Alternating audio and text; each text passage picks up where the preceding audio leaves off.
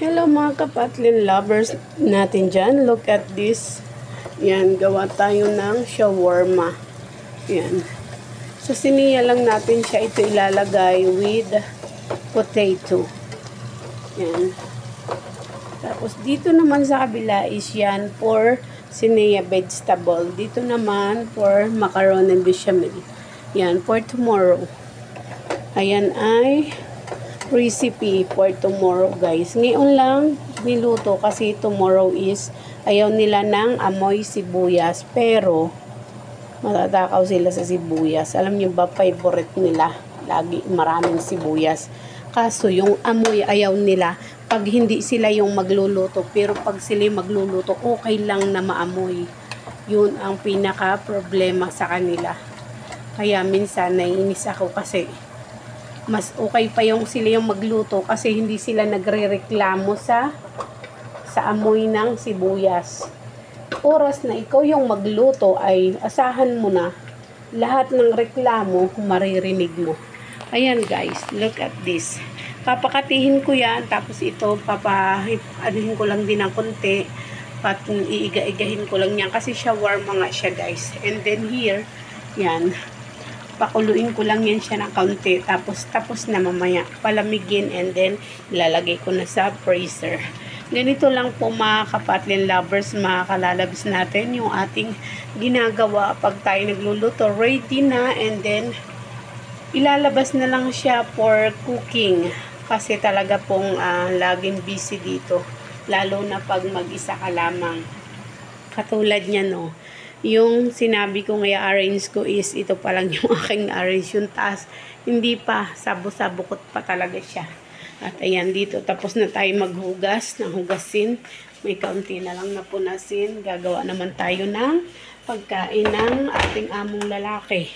Mamaya-maya doon naman tayo sa taas, maglilinis na naman tayo sa taas. Yun ang ating routine every Thursday. And then after 11 o'clock, yan, kailangan naman natin magbaldiyo sa labas kasi tomorrow is maraming bata, maraming tao dito, mga anak ni amo. Kaya yan, hindi tayo pwedeng magpaisi-isi lamang. Ganon ang buhay ni Ate Jobs Official every Friday. Lagi tayong busy, lagi tayong maraming trabaho. Kaya yan guys, pasensya na guys sa mga nagtatanong guys sa ating patlin lovers. Alam nyo ba guys, hindi pa nagkikita si Patrick Bolton at Suherlin. Yun ang pinaka nakakasad na mangyari kasi parang ang sa madaling salita, Suherlin ayaw ni Patrick na gumawa ng paraan para magkita sila ni Herlin. Tapos si Patrick naman ayaw din niya na mauuna siya. Parang nag-iintayan silang dalawa. Ito namang Patrick Bolton natin ay hindi ko alam kung nahihiya ba siya or what sa ating patlin lovers. Kasi nga hindi siya nagre-reply kahit anong message sa kanya ni Herlin. Sa GC natin, wala siyang reply. Ayan mga kapatlin lovers. At tayo'y nagtiti muna habang tayo'y nag-update. Kaya guys, yung patlin lovers natin ay wala pa ring balita until now. Dahil nga, parehas sila nag-iintayan. Parang kung walang gagawa ng paraan sa kanila is hindi sila magkikita. Si Herlin naman sobrang busy rin ngayon dahil gawa nga ng meron na siya ulit mga project, marami na siyang show, at ganon din, busy din sa manliligaw sa kanya. At ito naman si Patrick Bolton is busy sa family, pero lagi siyang nag-update guys. Ang problema nga lang is hindi siya nag-update for patlin lovers. Kahit sa GC, tinatawagan siya, Patrick Bolton, wala talagang sumasagot. Pero pag i-message mo siya, nasagot naman siya. Ang problema lang is sobrang kuripot niya mag-reply. Hindi ko alam kung busy lang or what.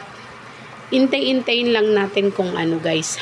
Ayan, ang ating palang uwi mga Patlin lovers is March, pagkatapos ng Ramadan.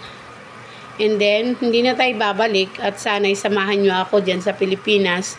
Dyan tayo mag-update. Every day tayo mag-update sa ating mga gagawin, sa ating mga routine, sa ating Facebook page. I-update natin lahat guys. Kaya support tayo kasi magpapagames na ulit tayo, magpaparapol, mamimigay na ulit tayo ng ating mga papremyo. Ayan, yun ang number 1 pinakamaganda nating naisip. Katulad noong nakaraan, mga charity, lalo na sa mga senior citizen natin, walang problema na tayo ay tutulong kasi basta galing sa ating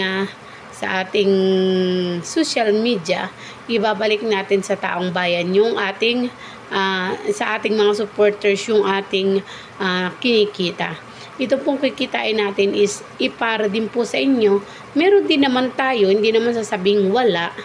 Kaso ay more priorities is yung makatulong sa inyo.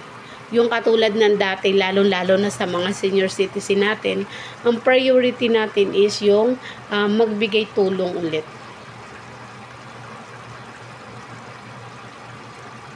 Ayan guys.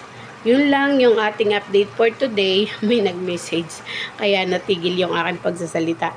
Ayan guys, yun lang yung update natin for today. At yan, kahit pa paano ay mag-update na tayo daily. Kung mayroon po kayong mga katanungan, pwede po kayong mag-message, pwede po kayong mag-comment dyan sa baba kung ano po yung gusto nyong malaman at gusto nating alamin para po maliwanagan tayong lahat. Yun lang po yung ating update for today. Maraming salamat and God bless po. Ingat po tayong lahat. Ayan, undas na nga pala. Ayan, shout out sa ating mga kababayan dyan sa Pilipinas.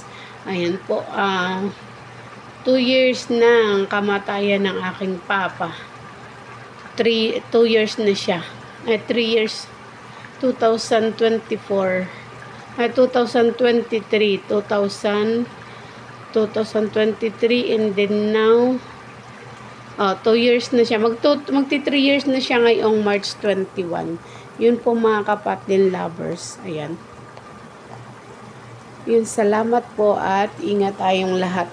Yun lang. Ayan, maluluto na yung ating panlagay sa vegetable or pwede rin po siya sa macaroni white. Creamy. And then ito sa lang talaga yan siya. Sa bechamel. Yan, macaroni bechamel. Kung sa atin ay garsanya, pwede pong garsanya ang tawag, pwedeng bechamel din. Bechamel kasi talaga kadalasan dito. Hindi sila nakakatry ng garsanya. Pero sa atin sa Pilipinas ay lasagna pala. Lasagna, hindi garsanya. Lasagna. Ayan po, lasagna. Ayan. Okay guys, bye-bye for today is finishing cooking. Off ko na yung fire.